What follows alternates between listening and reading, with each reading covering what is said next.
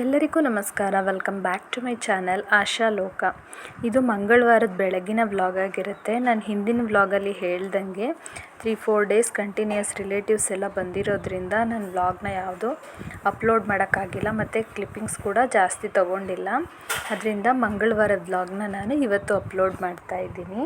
ಹಾಗೆ ಈ ವ್ಲಾಗಲ್ಲಿ ನಾನು ಮಂಗಳವಾರ ಬ್ರೇಕ್ಫಾಸ್ಟ್ಗೆ ನಾನು ಮೊದಲೇ ಹಿಚ್ಕಿದ ಅವರೆಕಾಳನ್ನ ಸ್ಟೋರ್ ಮಾಡಿ ಅಂದರೆ ಡ್ರೈ ಮಾಡಿ ಸ್ಟೋರ್ ಮಾಡಿ ಇಟ್ಕೊಂಡಿದ್ದೆ. ಅದರಿಂದ ಒಂದು ಗ್ರೇವಿ ಮಾಡ್ತಾಯಿದ್ದೀನಿ, ಆ ರೆಸಿಪಿ ಮತ್ತು ಅದಕ್ಕೆ ಕಾಂಬಿನೇಷನ್ ಆಗಿ ಪೂರಿ ಮಾಡ್ತಾಯಿದ್ದೀನಿ. ಇವತ್ತು ಆ ರೆಸಿಪಿ ಕೂಡ ಶೇರ್ ಮಾಡ್ತೀನಿ. ಹಾಗೆ ನಮ್ಮ ಪುಟಾಣಿಗೆ 4 ಮಂತ್ದು ಫೋಟೋಶೂಟ್ಗೆ ಪ್ರಿಪ್ರೇಷನ್ ಇತ್ತು, ಆ ವಿಡಿಯೋ ಕೂಡ ನಾನಿವತ್ತು ಶೇರ್ ಮಾಡ್ತಾಯಿದ್ದೀನಿ. ನೀವು ಮೊದಲನೇ ಸರಿ ನನ್ನ ಚಾನಲ್ನ ನೋಡ್ತಾ ಇದ್ದರೆ ಪ್ಲೀಸ್ ಸಬ್ಸ್ಕ್ರೈಬ್ ಮಾಡ್ಕೊಂಡು ನೋಡಿ. ವಿಡಿಯೋನ ಎಲ್ಲೂ ಸ್ಕಿಪ್ ಮಾಡದೆ ಪೂರ್ತಿಯಾಗಿ ನೋಡಿ. ನಿಮಗೆ ಉಪಯೋಗ ಆಗೋದು ಒಂದು ಮಾಹಿತಿ ಆದರೂ ನನ್ನ ವ್ಲಾಗಲ್ಲಿ ಸಿಗುತ್ತೆ. ಹಾಗೆಯೇ ರಂಗೋಲಿ ಬಿಡಿಸಿ ಆದಮೇಲೆ ಬೇಬಿಗೆ ಫೀಡ್ ಮಾಡಿ ನಾನು ಡೈರೆಕ್ಟಾಗಿ ಟಿಫನ್ ಮಾಡೋಕ್ಕಂತ ಬಂದಿದ್ದೀನಿ.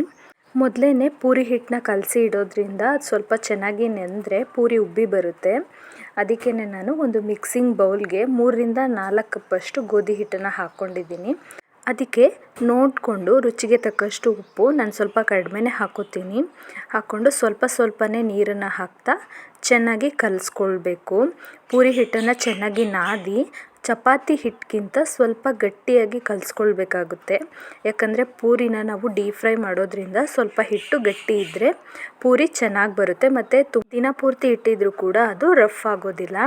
ನಂತರ ನನಗೆ ಬೇಕಾಗಿದ್ದ ಹದ ಬಂದ ಮೇಲೆ ಇದಕ್ಕೆ 2-4 ಸ್ಪೂನಷ್ಟು ಎಣ್ಣೆನ ಹಾಕ್ಕೊಂಡು ಅಡುಗೆ ಎಣ್ಣೆನ ಹಾಕ್ಕೊಂಡು ಇನ್ನೊಂದು ಸರ್ತಿ ಚೆನ್ನಾಗಿ ನಾದ್ಕೊಳ್ತಾ ಇದ್ದೀನಿ. ನೋಡಿ, ಈ ಥರ ಸ್ವಲ್ಪ ಗಟ್ಟಿನೇ ಇರೋ ಥರ ಹಿಟ್ಟನ್ನು ಕಲಸಿ ರೆಡಿ ಮಾಡಿ ಒಂದು ಸೈಡಲ್ಲಿ ಇಟ್ಕೊಂಡಿದ್ದೀನಿ. ಇವಾಗ ಗ್ರೇವಿ ಮಾಡೋದಕ್ಕೋಸ್ಕರ ಒಗ್ಗರಣೆಗೆ 4-5 ಟೇಬಲ್ ಸ್ಪೂನಷ್ಟು ಎಣ್ಣೆನ ಒಂದು ಫ್ರೈಯಿಂಗ್ ಪ್ಯಾನ್ ಒಳಗಡೆ ಹಾಕ್ಕೊಂಡಿದ್ದೀನಿ. ಎಣ್ಣೆ ಕಾದ್ಮೇಲೆ ನಾನು ಯಾವಾಗಲೂ ಸಾಸಿವೆನ ಹಾಕ್ಕೊಳ್ಳೋದು. ಯಾಕಂದರೆ ಎಣ್ಣೆ ಕಾಯೋಕ್ಕೆ ಮುಂಚೆನೇ ಸಾಸಿವೆ ಹಾಕೋದ್ರಿಂದ ಫ್ಲೇವರೇ ಇರಲ್ಲ. ಸೊ ಎಣ್ಣೆ ಕಾದ್ಮೇಲೆ ಸಾಸಿವೆ ಹಾಕ್ಕೋಬೇಕಾಗಿರುತ್ತೆ. ನೋಡಿ, ಎಣ್ಣೆ ಸ್ವಲ್ಪ ಕಾದಿತ್ತು. ಇವಾಗ ಸಾಸಿವೆ ಹಾಕಿ ಇದು ಚಿಟಪಟ ಅಂತ ಸಿಡಿಯೋಕ್ಕೆ ಸ್ಟಾರ್ಟ್ ಆಗಿದೆ. ನಾನು ಈ ಗ್ರೇವಿ ಮಾಡೋದಕ್ಕೋಸ್ಕರ ನಿನ್ನೆ ರಾತ್ರಿಯೇ ಡ್ರೈ ಹಿಚ್ಕಿದ ಅವರೆಕಾಳನ್ನು ನೆನೆ ಹಾಕಿದ್ದೆ. ಡ್ರೈ ಹಿಚ್ಕಿದ ಅವರೆಕಾಳಂದರೆ ಅವರೆಕಾಳು ಸೀಸನಲ್ಲಿ ಚೆನ್ನಾಗಿರೋ ಸೊನೆ ಇರೋವಂಥ ಅವರೆಕಾಳನ್ನು ತೊಗೊಂಡು ನೆನೆ ಹಾಕಿ ಹಿಚ್ಕಿ ಅದನ್ನು ಒಣಗಿಸಿ ಇಟ್ಕೊಂಡು ಸ್ಟೋರ್ ಮಾಡ್ಕೊಂಡಿರ್ತೀವಿ. ಆ ಅವರೆಕಾಳನ್ನು ನೈಟು ನೆನೆ ಹಾಕ್ಕೊಂಡಿದ್ದೆ. ಅದನ್ನು ಇವಾಗ ಕುಕ್ಕರಲ್ಲಿ ಒಂದು ವಿಷಲ್ ಮಾಡಿ ಸೈಡಲ್ಲಿ ಇಟ್ಕೊಂಡಿದ್ದೀನಿ. ಇವಾಗ ನೋಡಿ, ಸಾಸಿವೆ ಚಿಟಪಟ ಅಂತ ಸಿಡಿದ ಮೇಲೆ ಹೆಚ್ಚಿರೋ 4-5 ಮೆಣಸಿನ್ಕಾಯಿ ಹಾಗೂ ಒಂದು ಮೀಡಿಯಮ್ ಸೈಜ್ ಈರುಳ್ಳಿನ ಗ್ರೇವಿಗೆ ದಪ್ಪದಾಗಿ ಹೆಚ್ಚಿ ಇಲ್ಲಿ ಹಾಕ್ಕೊಂಡಿದ್ದೀನಿ. ಇದು ಇವಾಗ ಟ್ರಾನ್ಸ್ಪರೆಂಟ್ ಆಗೋವರೆಗೂ ಫ್ರೈ ಮಾಡ್ಕೋಬೇಕು. ಇದಕ್ಕೆ ನಾನು ಫ್ಲೇವರ್ಗೆ ಅಂತ ಸ್ವಲ್ಪ ಕರಿಬೇವಿನ ಸೊಪ್ಪನ್ನು ಹಾಕ್ಕೊಂಡು ಈ ಥರ ನೀಟಾಗಿ ಈರುಳ್ಳಿ ಟ್ರಾನ್ಸ್ಪರೆಂಟಾಗಿ ಮತ್ತು ಮೆಣಸಿನ್ಕಾಯಿ ಕೂಡ ಫ್ರೈ ಆಗೋವರೆಗೂ ಚೆನ್ನಾಗಿ ಬೇಯಿಸ್ಕೊಳ್ತಾ ಇದ್ದೀನಿ ಒಗ್ಗರಣೆಯಲ್ಲಿನೇ. ಹಿಚ್ಕಿದ ಅವರೆಕಾಯಿ ಸಾಂಬಾರಲ್ಲಿ ಅಂದರೆ ಹಿಚ್ಕಿದ ಅವರೆಕಾಳು ಡ್ರೈ ಇರಲಿ ಅಥವಾ ಹಸಿ ಇರಲಿ, ಅದಕ್ಕೆ ಏನು ಸ್ಪೆಷಲ್ ಅಂದರೆ ನಾವು ಬದನೆಕಾಯಿ ಆಲೂಗಡ್ಡೆ ಹಾಕಿ ಮಾಡಿದ್ರೆ ತುಂಬ ಚೆನ್ನಾಗಿರುತ್ತೆ. ನಾನಿಲ್ಲಿ ಬದನೆಕಾಯಿ ಮತ್ತು ಆಲೂಗಡ್ಡೆನ ಚಿಕ್ಕದಾಗಿ ಹೆಚ್ಚಿಟ್ಕೊಂಡಿದ್ದೀನಿ. ಅದನ್ನು ಇಲ್ಲಿಗೆ ಹಾಕಿ ಸ್ವಲ್ಪ ಫ್ರೈ ಮಾಡೋಕ್ಕೆ ಇಟ್ಕೊಂಡು ಇವಾಗ ಮಸಾಲೆ ರುಬ್ಕೊಳ್ಳೋದಕ್ಕೆ ಒಂದು ಮಿಕ್ಸಿಗೆ 2-3 ಎಸಳಷ್ಟು ಬೆಳ್ಳುಳ್ಳಿ, ಒಂದು ಅರ್ಧ ಇಂಚಷ್ಟು ಶುಂಠಿನ ಕಟ್ ಮಾಡಿ ಹಾಕ್ಕೊಂಡಿದ್ದೀನಿ. ಒಂದು ಅರ್ಧ ಈರುಳ್ಳಿಯಲ್ಲಿ ಸ್ಮಾಲ್ ಸೈಜ್ ಈರುಳ್ಳಿನ ಅರ್ಧ ಹಾಕ್ಕೊಂಡಿದ್ದೀನಿ. 1-2 ರೇಖೆ ಕರಿಬೇವಿನ ಸೊಪ್ಪು ಹಾಗೂ ಒಂದು ಸ್ವಲ್ಪ ಕೊತ್ತಂಬರಿ ಸೊಪ್ಪನ್ನು ಕೂಡ ಹಸಿ ಕೊತ್ತಂಬರಿ ಸೊಪ್ಪನ್ನು ಇದಕ್ಕೆ ಹಾಕ್ಕೊಳ್ತಿದ್ದೀನಿ. ಸಣ್ಣದಾಗಿ ಹೆಚ್ಚಿಟ್ಕೊಂಡಿರೋವಂಥ ತೆಂಗಿನಕಾಯಿ 1 ಹೋಳಷ್ಟು ಹಾಕ್ಕೊಂಡಿದ್ದೀನಿ. ನೀವು ತುರಿದಿರೋದು ಕೊಬ್ಬರಿ ತುರಿ ಕೂಡ ಹಾಕ್ಕೋಬೋದು ಅಥವಾ ಫ್ರೆಶ್ ಆಗಿರೋ ಕಾಯಿ ತುರಿ ಕೂಡ ಹಾಕ್ಕೊಂಡು ಸ್ವಲ್ಪ ಹುರ್ಗಡ್ಲೆನ ಹಾಕ್ಕೊಂಡು ಅದನ್ನು ಫ್ರೈ ಮಾಡ್ಕೋಬೇಕು. ನಂತರ ಇವಾಗ ಆಲೂಗೆಡ್ಡೆ ಮತ್ತು ಬದನೆಕಾಯಿ ಫ್ರೈ ಆಗಿದೆ. ಅದಕ್ಕೆ ಹೆಚ್ಚಿಟ್ಕೊಂಡಿರೋ 1 ಕಪ್ಪಷ್ಟು ಟೊಮ್ಯಾಟೊನು ಕೂಡ ಹಾಕ್ಕೊಂಡು ಫ್ರೈ ಮಾಡ್ಕೊಂಡಿದ್ದೀನಿ. ಹಾಗೆ ಹಿಚ್ಕಿದವ್ರೆ ಡ್ರೈ ಅವರೆಕಾಳನ್ನು ಕುಕ್ಕರಲ್ಲಿ ಒಂದು ವಿಷಲ್ ಮಾಡಿಟ್ಕೊಂಡಿದ್ದೆ ಅಲ್ವಾ, ಅದನ್ನು ಕೂಡ ಇದಕ್ಕೆ ಹಾಕ್ಕೊಂಡು ಸ್ವಲ್ಪ ಚೆನ್ನಾಗಿ ಬಾಡಿಸ್ಕೋಬೇಕಾಗುತ್ತೆ. ತರಕಾರಿ ಎಣ್ಣೆಲೇ ಚೆನ್ನಾಗಿ ಬಾಡಿದ್ರೆ ಗ್ರೇವಿ ತುಂಬ ಟೇಸ್ಟಿಯಾಗಿಯೇ ಬರುತ್ತೆ.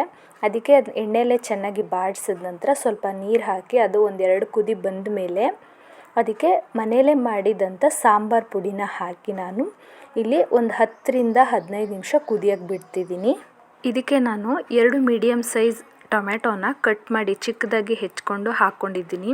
ಇದಕ್ಕೆ ನಾನು ಹುಣಸೆ ಹಣ್ಣನ್ನು ಎಲ್ಲೂ ಬಳಸ್ತಾ ಇಲ್ಲ. ಗ್ರೇವಿಗೆ ಹುಣಸೆ ಹಣ್ಣು ಹಾಕಿದ್ರೆ ಅದು ತುಂಬ ಫ್ಲೇವರ್ಫುಲ್ಲಾಗಿ ಇರುತ್ತೆ. ಅದಕ್ಕೆ ಗ್ರೇವಿ ಮಾಡ್ಕೊಳ್ಳೋವಾಗ ಹುಣಸೆ ಹಣ್ಣನ್ನು ಆದಷ್ಟು ಅವಾಯ್ಡ್ ಮಾಡಿ. ನೋಡಿ, ಇದನ್ನು ನಾನು ನೀಟಾಗಿ ಮುಚ್ಚಳ ಮುಚ್ಚಿ 15 ಮಿನಿಟ್ಸ್ ಅದನ್ನು ಚೆನ್ನಾಗಿ ಬೇಯಕ್ಕೆ ಬಿಟ್ಟಿದ್ದೆ. ಇವಾಗ ಅದು ನೀಟಾಗಿ ಕುಕ್ ಆಗಿದೆ.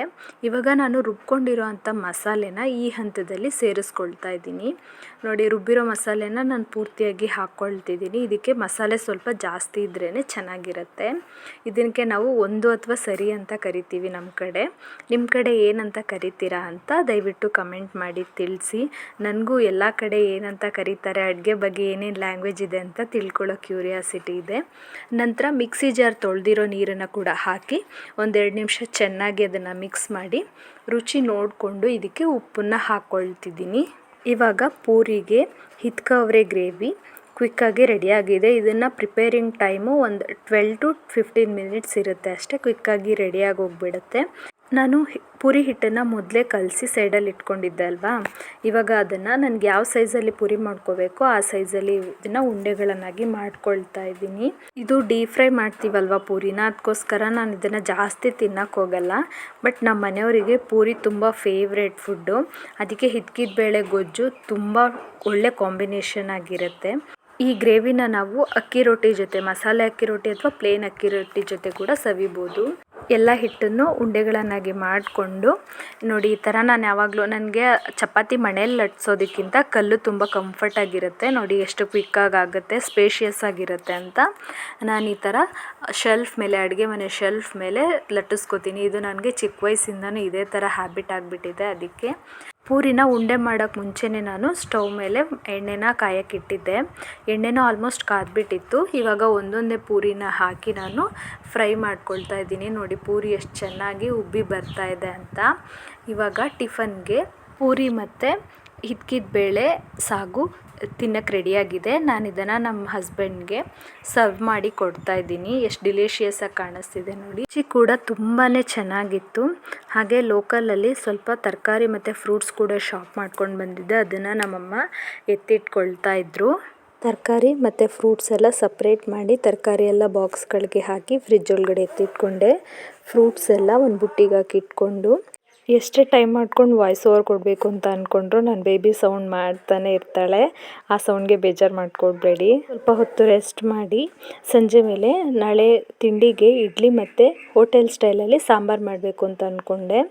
ಅದನ್ನು ಮಾಡೋದಕ್ಕೆ ಮಾರ್ನಿಂಗೇನೆ ನಾನು ಇಡ್ಲಿಗೆ ಎಲ್ಲ ನೆನೆಸಿಟ್ಕೊಂಡಿದ್ದೆ. ಟಿ ವಿ ನೋಡ್ಕೊಳ್ತಾ ರುಬ್ಬೋಣ ಅಂತ ಹಾಲಲ್ಲೇ ನಾನು ಮೊನ್ನೆ ಅನ್ಬಾಕ್ಸ್ ಮಾಡಿದ ಪೋರ್ಟಬಲ್ ಗ್ರೈಂಡರ್ನ ಇಲ್ಲಿ ತೊಳೆದು ಸೆಟ್ ಮಾಡ್ಕೊಳ್ತಾ ಇದ್ದೀನಿ. ಮೊದಲಿಗೆ ನಾನು ಉದ್ದಿನಬೇಳೆ ರುಬ್ಕೊಳ್ತೀನಿ. ನಾವು ಉದ್ದಿನಬೇಳೆನ ಊರಲ್ಲಿನೇ ಅಂದರೆ ಇಲ್ಲಿ ಲೋಕಲಲ್ಲಿ ಬೆಳೀತಾರೆ ಉದ್ದಿನ ಕಾಳನ್ನು. ಅದನ್ನು ತಗೊಂಡು ಅದನ್ನು ನಮ್ಮ ಹತ್ರನೇ ರಾಗಿ ಕಲ್ಲಿದೆ ಅಲ್ವಾ, ನಾನು ಅದನ್ನು ಮೊದಲು ಯೂಸ್ ಮಾಡೋದನ್ನು ತೋರಿಸಿದ್ದೀನಿ.